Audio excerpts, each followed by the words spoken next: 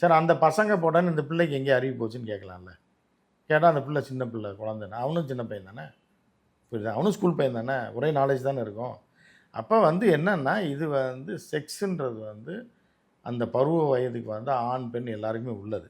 அதை ஒழுங்காக வளர்த்து அந்த பிள்ளையை ஒழுங்காக வளர்த்து எல்லா பிள்ளையும் அப்படி போயிடுச்சா? இல்லை. ஏன் அந்த பிள்ளை இல்ல மட்டும் சார், போச்சா? அவங்கள அந்த பொண்ணு மிரட்டி போட்டோஸ் எப்படிம்மா வீடியோஸ் மிரட்டுவாங்க? வாங்கி இல்லை இல்லை மிரட்டி இருக்காங்க.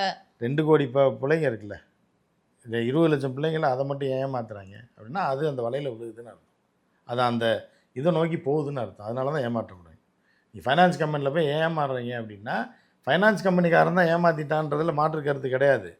நீங்கள் பேராசை பிடிச்ச ஒரு ஆளாக இருந்தால் தான் ஃபைனான்ஸ் கம்பெனியில் போய் பணமே போடுவீங்க. இல்லை முட்டாள் அரை முட்டாளாக இருக்கணும். இந்த 2 இருக்கவன் தான் ஃபைனான்ஸ் கம்பெனியில் போய் ஏமாறுவான். அதே மாதிரி தான் எல்லாம்.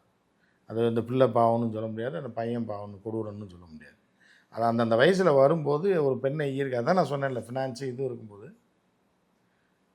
எல்லாமே அவனுக்கு ஈஸியாக